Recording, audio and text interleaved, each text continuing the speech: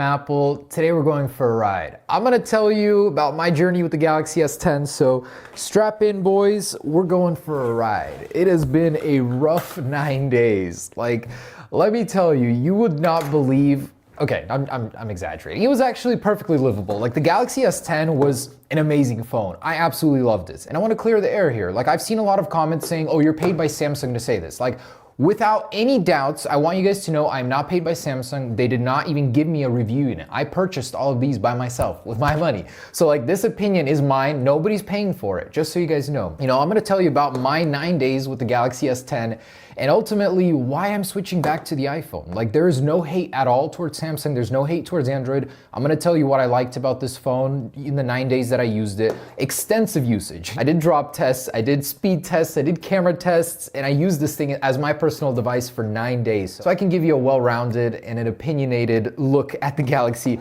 S10 from my eyes. Okay, so we're gonna start with what I liked about this phone, and then we're gonna get into the murky stuff, But first off, like, without a doubt is the design. This thing has an ultimately, I think, like, technically superior design. The screen is literally like a sticker. This thing is so ridiculously high tech. Like it seems like they reserved the top end AMOLED displays, the Super AMOLED, for themselves and then gave Apple, an afterthought for their iPhone XS Max display. By no means is this bad, it's just so much better here. I'm able to use this phone in direct sunlight where before on the iPhone XS Max I couldn't. And that moves on to my next point, which is colors. I love the color selection on the Galaxy. They have such a diverse, wide color. This white pearl even is unique. When you shimmer it in the light, they definitely got the glimmer light. Like the attention to detail is certainly there. Samsung's finally paying attention to some of the stuff that everyone else really likes, and they've killed it with the colors on the Galaxy. I love it. We're not supposed to have this one in America. This is the Exynos version. I've been using it on Verizon, no problem. Just so you guys know, this is not an American color, at least I think. I love the USB-C connector. Without a doubt, this needs to happen on the iPhone stat. I hate having to have a separate lighting connector just to plug an iPhone in. This needs to be standard as soon as possible. Fast charging is without a doubt one of the coolest things about this phone. First off, the battery life. Let's backtrack a little bit. The battery life, I don't know how they did it, but this has the best battery life. It is better than my iPhone with a smart battery case. My XS Max with a smart battery case does not last as long as the Galaxy S10. Literally no problems, full day, literally 2 days of usage out of this one phone. I don't know how they did it, but it is so efficient and I love it. Wireless power share, I didn't use this feature in my day-to-day. There was never a need or a struggle for battery life, but I definitely recognize the situation where you're stuck in the middle of nowhere. Your friend has some battery percentage. They look over, they look at your battery percentage. Hey, you got more than me. Share some of that, brother. Share the love. So you tap phones and you share the love. And the battery sharing feature, wireless reverse charging, is amazing, and you're gonna love it on the Galaxy Buds. Like the Galaxy Buds in the setup menu, how they copied the AirPods, definitely a lot of improvement there. I loved that from Samsung. So they've got that right. They've got the AirPods competitor stuff right. So you're not missing out on anything by going to Galaxy on the AirPods connectivity side. Like that's great. The sound quality is even better than AirPods in my review. I loved the customizability of software. Like I've been using this thing for a considerable amount of time. I've tweaked it with gestures and stuff to where it's relatively similar to an iPhone. And just so you know, that's my measure here. I'm comparing this thing to an iPhone because that's mostly all I know. My last phone was an HTC Incredible. So you guys know there's been quite a time jump here. But even so, I loved the animations. I shortened the animations to 0.5. Like I love how fast you can jump in everything. Still feels fairly fluid. Like they've got that relatively down. What I missed though, and this is like ultimately the biggest reason why I'm going back to iPhone, is just how refined, just how fluid it is. I personally think there's no match yet. Like Samsung is very close and they just need a little bit more refinement, but ultimately the feeling of what makes an iPhone is not there. Like that smoothness, the animations I think are more refined. And I've tried them all on the Samsung. I've tried no animations. I've tried shortened animations. I've tried original animations. I don't like it. Like I think the iPhone does the fluidity part a lot better. And there's so much research and development that's gone into making that type of interface. So Apple certainly has that down. Samsung, you're not far behind, but you certainly need to work on that. Like that's what got me back to the iPhone, mostly. The logical things, like the basic things like storage. You're able to access your file system. You're able to easily transfer files from the computer to this. I transferred my photos collection, like 40 gigabytes within a few minutes. On the iPhone, I have to go through iTunes. Just all around, it's logical. Like it makes sense where it counts. The SD card, you can upgrade this thing to 1.5 terabytes of storage. There's a new card that's 1 terabyte now, so could it work with 2? We'll see. I don't know why you'd ever need that much storage, but it's certainly there. I didn't really care much for the camera quality on the back in my test. I don't know why, but the front camera, solid thumbs up. Like, it shows Apple what needs to be done. This thing is a great camera, great wide angle, great low light. I loved the front facing camera. This is my favorite feature of the S10, I love the ultra wide camera.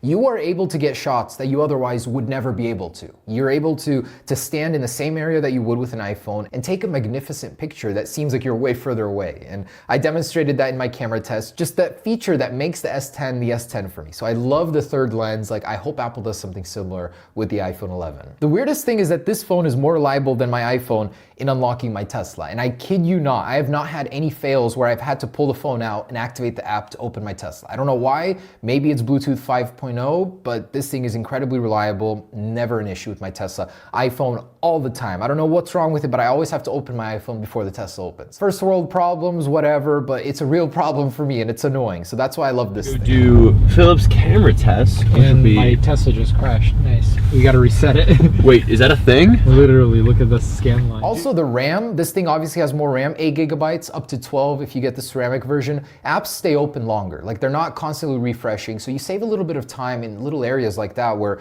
an app that you haven't loaded in a very long time is still open in the background. So that's great. And a very interesting one is cell phone coverage. I live in an area where the cell phone reception isn't that great. Verizon here has 2 bars, but even so, this thing, the latency was much better. I was able to get more reliable service. I was able to use internets more reliably, where on the iPhone you have to wait. So the cell phone coverage on this definitely was better. If that's important for you, if you're in an area without a lot of it or with a very bad signal, definitely recommend the S10 for that. Like, that was one of its strengths for sure. And remember, this is the Exynos version. Snapdragon in America should do even better, theoretically. And I love the fact that Instagram stories are built into the camera. That is called capturing the young crowd. Take note, Apple. The night mode is cool, but that's weird. Once you have it, I found myself not using it at all. Like, it was strange. I'm sure I'd get into it more if I actually turned it on and used it, but I liked the white backgrounds on this phone more. It's weird. And I wanted to make a point about the Galaxy 10e. This is without a doubt a very good value. Compared to the iPhone 10R, you're getting so much for your money's worth. Like, without a doubt, this is a good phone. And that's coming from the bottom of my heart after testing them all out. You're getting your top dollars value with 10e. All right, enough praise. What did I hate? What's the reason that I switched back to the iPhone? And it's the little things. Like, for me, it doesn't take a lot. It doesn't take a lot to keep me on iPhone. It wouldn't take a lot to get me to Galaxy. You know, it's got all these crazy features. It's futuristic. But at its core, there's a few things that it doesn't do as good as the iPhone that caused me to go to the iPhone. Back to it anyways. Gestures. Like, the gestures just aren't as good as the iPhone. And I've tried some third-party apps. They don't work as good as stock. Like, I've tried the back swipe thing. It was fairly reliable, but the one time when it wouldn't work, it was really annoying. Like, sometimes it would freeze. I've tried several of them. Like, I've done the experimenting, guys. Don't doubt me on that. And really, stock is where it's at, but stock isn't that good compared to the iPhone. They could certainly work on that, I think. The speaker was just okay. Like, it wasn't bad by any means, but it's definitely not as good as the iPhone. I'll tell you that. Like, loudness-wise, just the bass that it produces, not as good, 100%. The stereo speakers on the iPhone are so good. Like, that's something you appreciate after stepping away for a little while. And here's something that I didn't think I would dislike, is the ultrasonic fingerprint sensor. Now, this could be in part because of the absolute garbage screen protector that they included. It scratches, it bubbles. Like, this is the worst screen protector ever included with a phone. The fingerprint sensing for me is a hit and miss. Like, it works 95% of the time well, but the 5% of the time when I do miss the spot and have to rescan, it's fairly annoying. And I know over time you get used to it, but I don't know. Something doesn't sit right with me with the fingerprint sensor. It's great, it's fast and everything. I set up the fast unlock where it doesn't lock if you still have the phone on you, and I love that feature, by the way. I feel like with time they'll refine it with software updates, so this may not even be an issue in the future. Okay, and what is up with Instagram and Snapchat qualities being like really bad? When I post something, people are literally commenting, this was taken on an Android, wasn't it? Like, they automatically know it's grainy in the dark. The Instagram and Snapchat APIs are still garbage all these years later. Fix that. Also the keyboard. Like, something with the keyboard doesn't sit right with me. I constantly misspell things. I constantly have errors. And the edge display, like, I keep my finger right here usually, and it's a very hard habit to unlearn because it's always there on the iPhone. So I'm always tapping on things on accident. And it's a stupid thing, I know, like, laugh at me if you want, but over time it just added up, and I've made it a little bit better. I do it less now, and I'm sure with more usage it would happen less, but mistakes, misswipes, mistypings, they happen all the time on this phone, and that's something I guess with years of precision I've learned on the iPhone to do better. So maybe a non-issue. I don't know. It's just for me, it happened a lot. Also, the little things. Like I wish it was a single tap to wake up. I don't know if that's a setting you can change. Let me know. I'm literally kind of stupid when it comes to Android in some ways, and I'm willing to admit that. So like, I'm not perfect. Don't take this as a perfect review. This is just my opinion after 9 days with this phone. Overall though, like overwhelmingly positive experience. Like I'm mostly going back for the fluidity, for the native connection to everything Mac, the stock notes application, Bear. I just miss those little things about the iPhone that made me so happy to stay. HomePods, I can use my HomePods now. My Apple Watch is not useless anymore. Like, finally. I don't know, like there's no way I can stay on Android. Realistically, with the lifestyle I built up, with all the products I bought, moving to Android is like throwing all that away. Like the HomePod becomes useless, basically. I need a separate device to use it. I just want to say I'm departing from Android, but not because I have an innate hate for Android. I love Android. I love the Galaxy. I love what they've done with it. It just needs a little bit more refinement. And they're almost there, guys. They're almost there. I definitely will give it another chance in another update or when something notable happens. But as it sits right now, just the polish of the iPhone is what's pushing me back over here. And no hate to Samsung, just want to say that. But it's a fantastic phone, guys. You will love it. If you were leaning towards it, there's no reason not to get it. Like, it's such a great phone. It's a great value. Like, there's nothing wrong with this phone. Don't get me wrong. Just want to say that's my opinion, guys. And you don't have to agree with it, but after a week or 9 days with this phone, those are the opinions I formed. So I hope you guys learned a thing or two from them. Let me know where I go wrong. I'm not perfect, obviously. Like, what did I say wrong? What did I do wrong? Leave it down below. I definitely will give this thing another chance just in a little while. I want to wait for some updates to come out. Some refinements. But anyways, guys, thanks for watching. Thanks for taking the time to sit here and listen to me talk about this new piece of tech because it truly is special to me. I love the innovation. I love this thing. I love not having a notch. Like, seriously, this is the coolest thing. It looks 3D, especially in the dark. And it's this awesome, like, I don't know, it's this 3D effect, like there's a depth to your display. There's more than meets the eye here, and I love it. Like that innovation, the engineering. Samsung is definitely doing some amazing things here. This phone just feels like it was taken from 2025, really.